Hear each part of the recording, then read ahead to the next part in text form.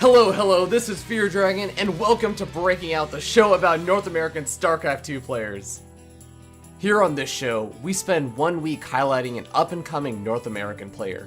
Throughout the week, we find out more about the player's history, their personality, and their playstyle over the course of 6 short episodes. On Monday, we'll interview the player and find out more about them. Tuesday through Thursday, we'll watch a game from each of the various matchups casted by your very own Fear Dragon. On Friday, we'll check out a generally awesome game with some sick play, and on Saturday, we'll kick it back with the player and have some wacky fun with some randomly selected events like handicap ladder matches, karaoke, and dance contests. Each episode aims to be about 20 to 30 minutes long, so you can learn more about the North American StarCraft 2 scene without interrupting your busy WCS schedule. Thanks so much for watching, and I hope you enjoy the show.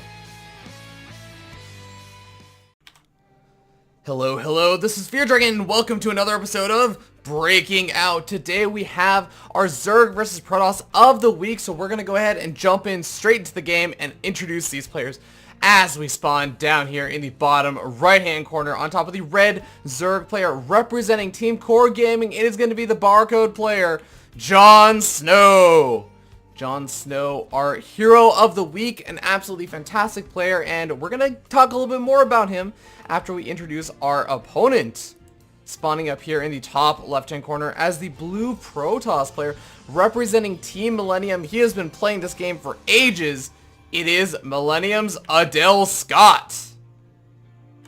Adele Scott is, again, he's been playing this game for a very long time. In fact, in the early Wings of Liberty beta days, he actually used to have a PvP build called the Adele Scott build, where you would actually build 2 gateways before you even built your cybernetics core.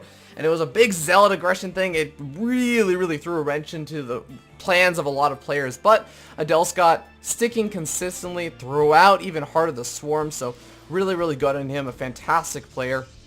And we're going to have to see how this ends up going. It looks like Adele Scott going for the Gateway expansion, but we come back to JonSnow, and JonSnow is an interesting character because, he has actually said that this is probably the matchup he feels, maybe in a sense, the least comfortable with, where he feels like he has to do really well in the mid game because he just does not know what unit compositions to go for in the late game to make it actually work out. So I'm really expecting to see JonSnow go for some kind of earlier timing push, maybe off of 3 bases, before we get into the super duper late game where the Protoss just has that giant big old death ball. And we'll have to wait and see how exactly JonSnow decides to play this out. And it looks like Adele Scott just grabbing 1 gas geyser instead of the 2 gas geysers that oftentimes a Protoss player will grab. And that is kind of indicative that, hey, you know what, he might be delaying his mothership core a little bit, or he might just kind of be leaving a little bit of room and a little bit of space to go for some kind of early gateway aggression, maybe off of even 1 base. But whoa, what's going on over here? JonSnow going for the natural expansion hatchery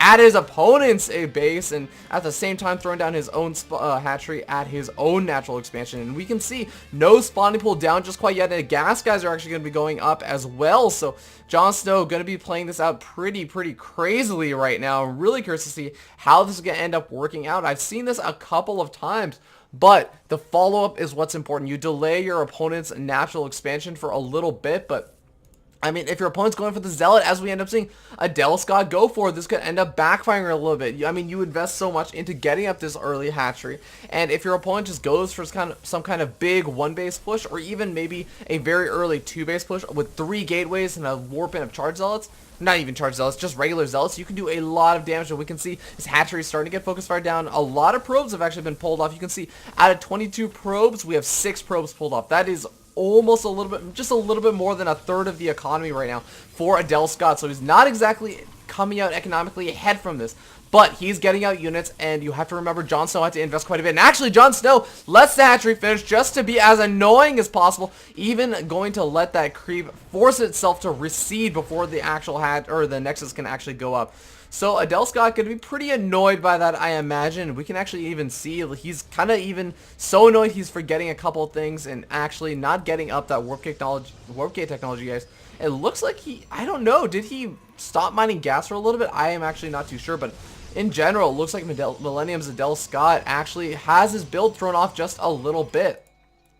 In the meanwhile, we take a look at where JonSnow is, and JonSnow, I mean, he's done this before. I'm sure he's kind of prepared for this line of thought, and he's already thrown down that gas geyser and already gotten all the gas he needs, and then taken the guys off of the gas and started that spawning pool that Zergling speed research, which is going to be finished up in very, very short period of time. So the question is, does JonSnow go for a very, very fast third now? And it wouldn't honestly be that fast at this point. I mean, it's a 6 minutes, but you have to remember he went for that proxy hatchery, of course, so you have to factor that in.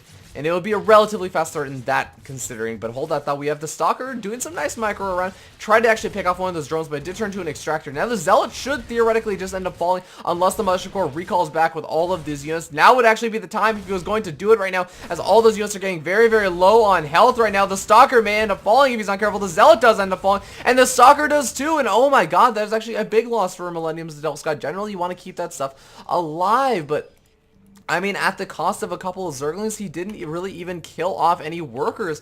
And, I mean, yeah, he forced out a couple of Zerglings, but honestly, I think that JonSnow wanted to produce those regardless, just do a little bit of poking action. And he still has 3. He still has 3 alive to poke over at his opponent's front.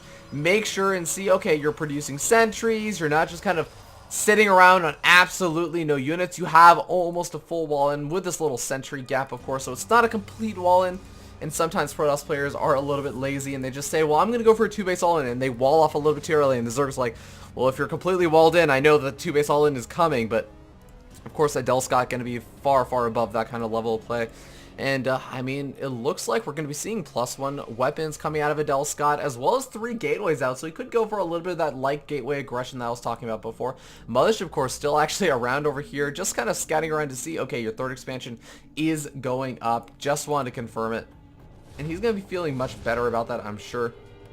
And in the meanwhile, I mean, I am not too sure where JonSnow takes this right now. He has 2 gas geysers, 3 gas geysers, 4 gas geysers already taken, lair on the way, so it looks like it's going to be maybe a very, very fast transition into some sort of lair tech. This could end up being some sort of a very fast Mutalisk play. I'm not entirely sure. I know that he in the interview, JonSnow from Core Gaming did mention that he liked to go for Mutalisk. They were just fun in his words, not my own. In my own words, I would say you're a freaking asshole if you go for Mutalisk. But regardless, JonSnow definitely enjoys it, and we'll have to wait and see if that's going to be the choice. And no, we're going to see a Hydralisk Den come out, as well as +1 missile attack. So this is a bit interesting. At the same time, we're going to see some of these Zergers actually trying to do a little bit of run by action, but nice little held position on that new Zealot over there from Adele Scott, even going to get it further back in over there so that he doesn't take too much damage. At the same time, Adele Scott going for some pressure over the 3rd expansion. Now, there aren't a lot of defenses, but these are speed Zerglings. They're going to be able to make it across the map very, very quickly. Oh my god, they actually might be able to snipe off some of these sentries if, in fact, Adele Scott is not paying attention right now. Adele Scott does not have the ability to warp and reinforce, but some nice force fields going down from Adele Scott. The question is, can he actually do the damage? He's focused firing down the hatchery. He has to get the hatchery down. Now it looks like he's targeting firing some of the drones instead. A bit of an interesting decision, but I kind of agree with that a little bit more just because he wasn't really going to be guaranteed to actually get that damage done over here.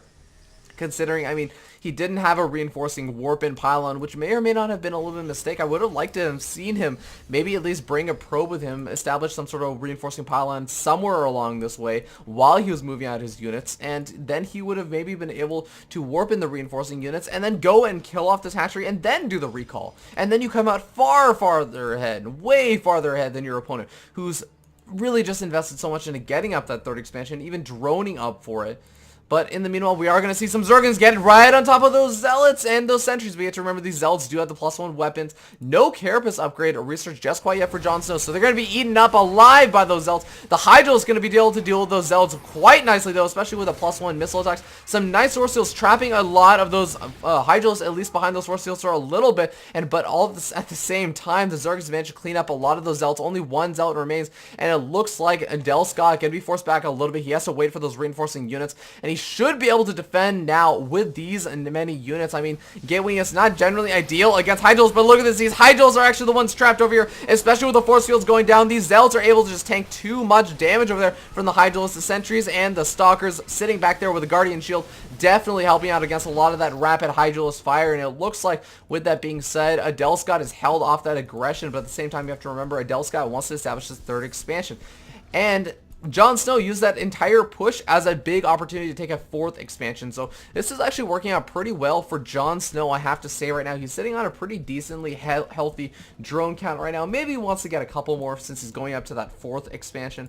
But still, I mean, the big thing that I would say that maybe JonSnow is lacking in is tech. I mean, yeah, we see Hydros, and he has pretty good upgrades going as well, but maybe get out a Roach Warren, or maybe some other tech that will able some sort of unit that he can actually use to just tank the damage for those Hydros, because he has Zerglings, but the Zerglings don't really have any Carapace upgrades, so they're just getting eaten alive by +1 Zealots, and they're soon to be +2 Zealots, so it's going to be very difficult to actually catch up in that regard. So I would like to see maybe some Roaches, maybe mix in, I don't know, maybe even go for Mutals to buy time to get up some Ultralisk, or I don't know, something of the sort. But we'll have to wait and see what JonSnow decides to do, as it looks like we end up seeing Adele Scott coming in over here for a little bit of push. And, you know, even though Adele Scott has some great upgrades and definitely has a nice unit composition, he has to be careful, because that is going up a ramp, and he has to be so careful. Charge Zealot's not going to be quite enough, and he does have to force himself back against all of these Hydros. Some nice force fields do save the majority of that army, though.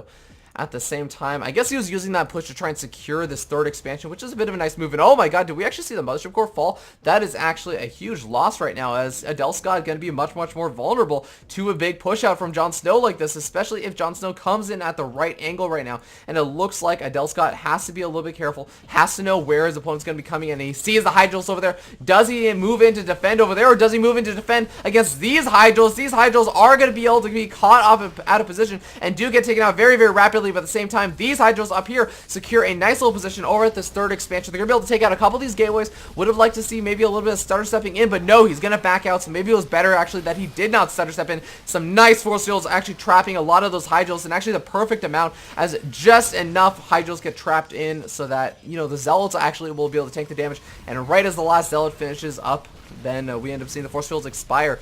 And at the same time, there's still a lot of Hydros left over, but the Colossus has arrived. That is going to be the response from Adele Scott, along with some more Charge Zealots. These Charge Zealots, again, have the weapons upgrade, but not the armor upgrade. That the Colossus does not have Thermal Lance, so that is a huge loss right now for Adele Scott. And it looks like these Hydros are overpowering Adele Scott right now. Core Gaming's JonSnow pushing in over here, taking out the third expansion. GG gets called, and Millennium's Adele Scott falls to Core Gaming's JonSnow. So very well done by JonSnow in this game.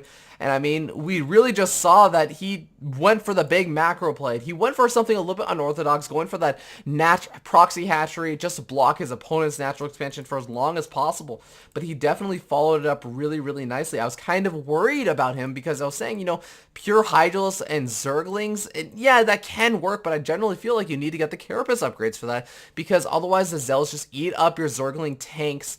And then your Hydros are super duper vulnerable. Hydros often thought of as glass cannons, but I mean, he made it work, man. He definitely had the production capabilities, just being on those 4 bases so quickly. Even though he wasn't really mining from that 4th expansion all that much, he definitely had the drone count. You can see 81 drones up to produce a massive number of Hydros and just get his units into the right position to actually take out his opponent. So really well done again.